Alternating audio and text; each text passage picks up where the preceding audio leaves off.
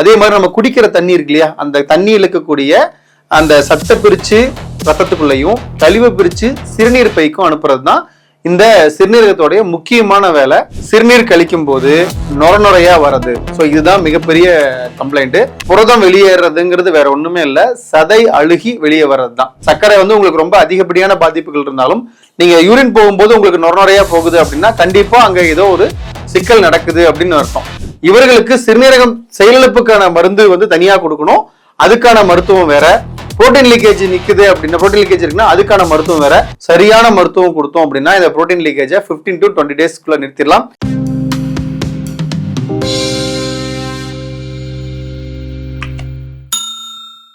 அனைவருக்கும் வணக்கம். நான் உங்க ஹீரர் சக்திவேல் யுவராஜ் பேசுறேன். இந்த வீடியோ பதிவு எதுக்காக பாத்தீங்கன்னா, புரோட்டீன் லீக்கேஜ், புரதம் வெளியேறுதல், சிறுநீர் கழிக்கும் போது நுரையா வர்றது. ஸோ இதுதான் மிகப்பெரிய கம்ப்ளைண்ட். இதுதான் நாளடைவில் சிறுநீரகத்தை வந்து செயலிழக்கக்கூடிய அளவுக்கு கொண்டு போகக்கூடிய ஒரு விதமான தொந்தரவு. ஸோ இது ஏன் வருது அப்படின்னு பார்த்தீங்க அப்படின்னா, இப்போ சிறுநீரகத்தோட முக்கியமான வேலை என்னன்னு பார்த்தீங்கன்னா, நம்ம சாப்பிட்ட சாப்பாடுல இருக்கக்கூடிய சத்தை இந்த உடம்பு வந்து பிரிக்குது இல்லையா. பிரிச்சப்ப என்ன ஆகுதுன்னு பார்த்தீங்கன்னா, உடல் பிரிக்கும் போது அதுல கிட்னியோட பர்டிகுலர் ஒர்க் என்னன்னு பார்த்தீங்கன்னா, நம்ம உணவுல இருக்கக்கூடிய நீர் இருக்கு இல்லையா, இந்த நீரை வந்து பிரிச்சு கழிவை வந்து சிறுநீராகவும் சத்தை வந்து ரத்தத்துக்குள்ளே அனுப்புறது. அதே மாதிரி நம்ம குடிக்கிற தண்ணி இருக்கு இல்லையா, அந்த தண்ணியில் இருக்கக்கூடிய அந்த சத்தை பிரிச்சு ரத்தத்துக்குள்ளையும் கழிவை பிரிச்சு சிறுநீர் பைக்கும் அனுப்புறது தான் இந்த சிறுநீரகத்தோடைய முக்கியமான வேலை. ஸோ அப்படிங்கிறப்ப அந்த வேலையை கரெக்டாக செஞ்சுட்டு இருக்கிற வரைக்கும் நமக்கு பிரச்சனை இல்லை. என்னைக்கு அந்த ஃபில்ட்ரேஷன், இந்த சிறுநீரகத்தில் இருக்கக்கூடிய அந்த வடிகட்டும் திறன் வந்து அந்த நெஃப்ரான் செல்ஸுக்கு தான் இருக்கு. ஸோ அப்படிங்கிறப்ப என்னைக்கு வடிகட்டும் திறன் வந்து குறைய ஆரம்பிக்குதோ, அங்க முழுசா இந்த வேலை நடக்கலையோ, உறுப்பு என்னைக்கு, அதாவது சிறுநீரகத்தோடைய அந்த சிறுநீரக உறுப்பு வந்து என்னைக்கு பாதிப்புக்கு உள்ளாகப்படுதோ அன்னைக்கு வந்து என்ன ஆகும்னா, நெஃப்ரான் செல்ஸ் ப்ராப்பரா வந்து ஃபில்ட்ரேஷன் பண்ணாம அங்க இருக்கக்கூடிய சதை அழுகி வெளியே வர்றது தான் வந்து புரோட்டீன் லீக்கேஜ். ஸோ அந்த புரதம் வெளியேறதுங்கிறது வேற ஒண்ணுமே இல்லை, சதை அழுகி வெளியே வர்றது தான். ஸோ அதுதான் யூரின்ல வந்து நுரையா இருக்கும். இந்த பிரச்சனை வந்து பாத்தீங்கன்னா, கிட்னி டெஸ்ட் எடுக்கிறாங்க இல்லையா, urea, creatinine, uric acid, EGFR, இதெல்லாம் வந்து நுர போய்கிட்டே இருக்கும். பட் இந்த டெஸ்ட் எல்லாம் எடுத்தாங்க அப்படின்னாலும் ரிசல்ட் எதுவுமே வராது. புரோட்டீன் லீக்கேஜ், புரோட்டீன் பிளஸ் இருக்கான்னு பார்த்தா கண்டிப்பா கிடையாது, எதுவுமே வராது. ஆனா சிறுநீரகத்துல வந்து பாத்தீங்கன்னா நுரைய வந்து சிறுநீர் வழியா போய்கிட்டே தான் இருக்கும். ஸோ அப்படிங்கிறப்ப என்ன அந்த இடத்துல நடக்குது அப்படின்னு பாத்தீங்க அப்படின்னா, ஆங்கில மருத்துவம் அப்படிங்கிறது வந்து நம்ம டெஸ்ட் ரிசல்ட் மூலியமா அவங்க வந்து பாக்குறாங்க. பட் தமிழர்களுடைய மருத்துவம் அப்படி கிடையாது.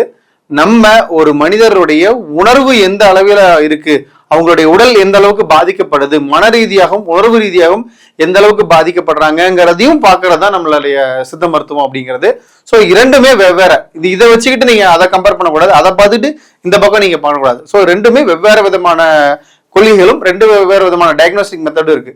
ஸோ நம்ம வந்து ரிசல்ட் இருந்தாலும் ரிசல்ட் இல்லைனாலும், உங்களுக்கு வந்து சப்போஸ் நீங்க HbA1c அதிகமா இருக்கலாம், சர்க்கரை வந்து உங்களுக்கு ரொம்ப அதிகப்படியான பாதிப்புகள் இருந்தாலும் நீங்க யூரின் போகும்போது உங்களுக்கு நுரையா போகுது அப்படின்னா கண்டிப்பா அங்க ஏதோ ஒரு சிக்கல் நடக்குது அப்படின்னு அர்த்தம்.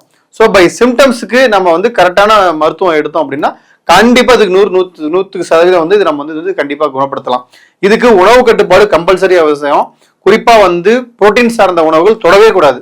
அதாவது இங்க புரோட்டீன் லீக்கேஜ் நடக்கிறப்ப புரோட்டீன் சார்ந்த உணவுகள் கண்டிப்பா கூடாது. குறிப்பா பருப்பு ஐட்டங்கள் ஆகாது, அசைவம் சாப்பிடக்கூடாது, முட்டை இந்த மாதிரியான உணவுகள் சாப்பிடக்கூடாது, tea, coffee, idli, dosa, tiffin items இது எல்லாத்தையும் தவிர்த்துட்டு கஞ்சி, வடிச்ச சாதம், நீர் காய்கறி பொரியல், அது கூடவே வந்து பாத்தீங்கன்னா நெல்லிக்காய் ரசம், மலநெல்லிக்காய் இருக்குல்ல, மலநெல்லிக்காய் ரசம், புளி சேர்த்தாத மலநெல்லிக்காய் ரசம், வெண்ணெய் எடுத்த மோர், இதெல்லாம் 3 வேளை கரெக்டா சாப்பிட்டு வந்தோம் அப்படின்னா கரெக்டான மருத்துவம், சரியான மருத்துவம் கொடுத்தோம் அப்படின்னா இந்த புரோட்டீன் லீக்கேஜை 15 to 20 டேஸ்க்குள்ள நிறுத்திடலாம். இதே சிறுநீரகம் பாதிக்கப்பட்டிருக்காங்க, இல்ல சார் எனக்கு கிரியேட்டினின் லெவல் வந்து அதிகமா இருக்கு, யூரியா லெவல் அதிகமா இருக்கு, யூரிக் ஆசிட் அதிகமா இருக்கு, கை கால் முகம் வீக்கமா இருக்கு அப்படின்னாலும் அவர்களுக்கும் புரோட்டீன் லீக்கேஜை வந்து ஒரு குறிப்பிட்ட நாட்களுக்குள்ளே நம்மளால வந்து அவங்களுக்கு வந்து சரி பண்ணி கொடுக்க முடியும்.